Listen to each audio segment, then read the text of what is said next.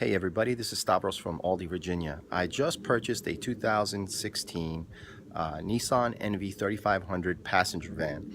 I have 4 children, my wife and I, and a baby on the way, so we needed something bigger than our 7-passenger minivan, so we chose to go with something larger. However, this is not what I'm doing as far as a review here. I know a lot of people who look at this van will probably get frustrated with their kids going in and out of their van and always having to worry about them scuffing or messing up the interior as the kids roll in and out.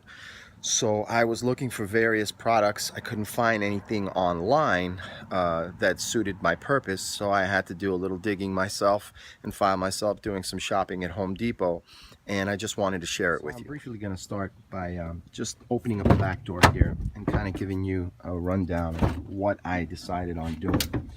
If you notice, this material right here, although it's nice and hard and obviously has the tread so you can walk in and out if needed to do anything in the cargo space, this is spread out through the passenger side and the sliding door side, and basically it's a really hard plastic. However, when you come into the car, if your feet or your boots are hitting this stuff and you have pebbles or gravel or anything sharp, it will scratch it and really create a lot of scuffs and scratches, unneeded scratches that you don't want to have. That's going to ruin the overall appearance of the vehicle. They also have it lining the side walls here. So eventually I'm going to find something to protect the sides, especially when putting like big objects such as something like this inside. As you come across and scrape or hit it or bump onto it, it'll create scuffs and scratches. Again, this is a passenger van, but we're not just using it for transportation, we're using it for leisure and for enjoyment and for the family. So I wanted to protect it as best as I could. So what I went and did is I picked up basically these mats that you find in the Home Depot section for entry mats, and they're basically like $9 each. They're made of a pretty durable foam material. As you can see, it's very pliable. It has the treads on it, and the great thing about it, it's like a memory foam. So when you press it, it creates a divot, but the divot will eventually come back. So even if your kids are stepping in and out, you'll see the imprints for a few minutes, and then they'll go away and they'll be gone. They'll basically disappear. So they come approximately 36 inches by, I think they're either 24 or 28 inches in length. But basically, I'll show you what I did beyond that. Completely done yet, but I'm sure anybody who's had a new car, when coming out of the car, you always kind of scuff this area, and you'll always see little scratches along the speaker or the lower end, and you always try to kind of buff it or wipe it or clean it with some sort of specialized cleaner, but those scratches always stick around. Well, I'm not so much concerned here because I'm expecting that I can kind of tell everybody to be careful, but this is the area that concerned me the most. There was this area right here stepping in, where again, as you step into the car, if you were to take your foot and then kind of jump on in, sometimes the front of your boot will scuff that area, or even the top side here. If you look along this ridge right here, you're going to see it kind of comes all the way across the floor, and it's a pretty wide step. That's going to be mostly where people are going to be stepping, and down here. So basically, all I did was take the actual individual runners and cut them and pattern them to the actual floorboard here, or the floor runner here, and did the same thing over here. And I'm sorry for the mess, but you can see I did a pretty good job in kind of cutting the pattern out and creating a nice clean reveal. Now I did leave a little bit of a 1/4 inch reveal here, so that when this piece goes over, or when I run the piece on the back side here, which I'm going to do right now because I just went to Home Depot to get some extra pieces, you'll see that I'm going to fit it in and then continue along here and close it out and do the same thing along the side here. When it's done, it looks pretty good. It doesn't look, it almost looks like factory. In essence, what I could have done right here is just come up a little higher on the seam here. What you'll also notice is that they do not move. They basically stay in place no matter what I do. And I'll show you I had gotten some carpet tape, which is, it's easy to remove this if I need to, and it won't cause damage to the panels themselves, but it holds like a charm.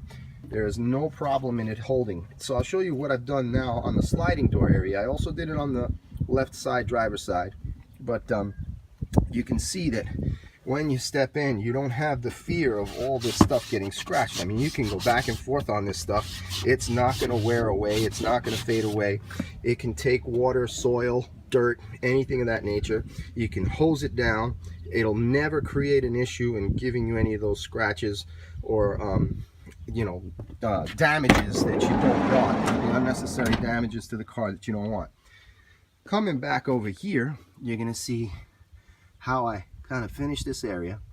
And again, I'm not completely done yet, but you can see what a great protection it is in terms of just making sure that those kicks and those kids running in and out of the car, you can just go crazy on it here and you never have any fear of it going bad. So if you ever have to resell the van, or you ever want to take it off, let's say your kids grow up and you want to be able to just ride around in your van and not have to worry about it getting all messed up, well, there you go. There's a good solution for you. In total, it probably cost me $50 to $60 maybe at most.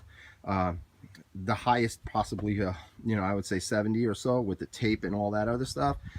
Time-wise, maybe about 2 hours in total, but you can see that it's going to make a big difference.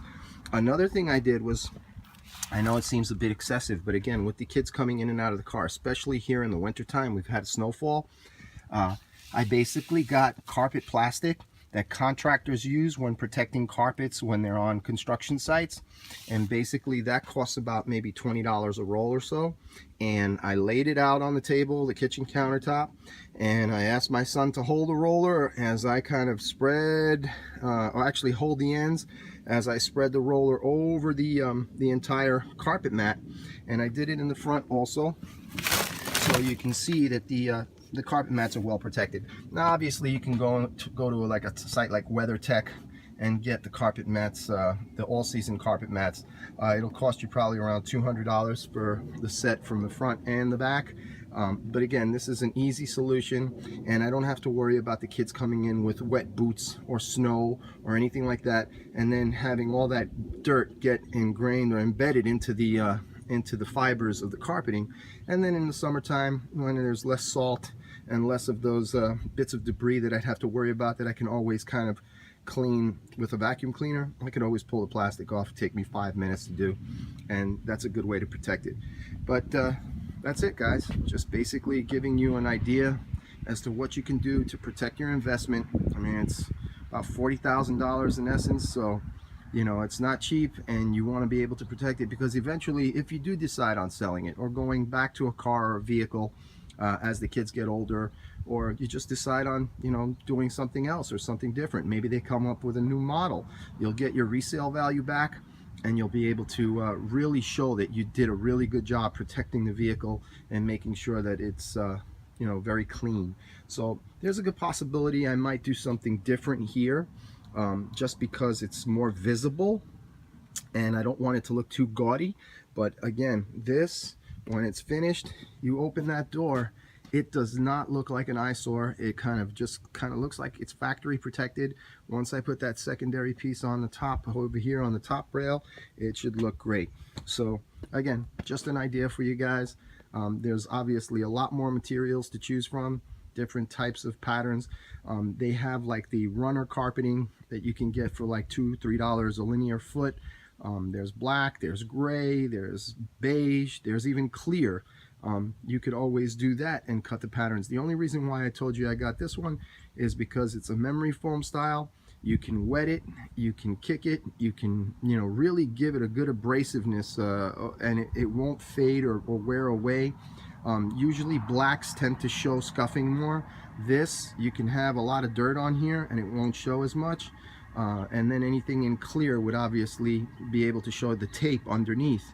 So this was a really good bet, and it was a cheap bet, and I think it'll work out in the hand for me really well. So good luck to you, and that's it.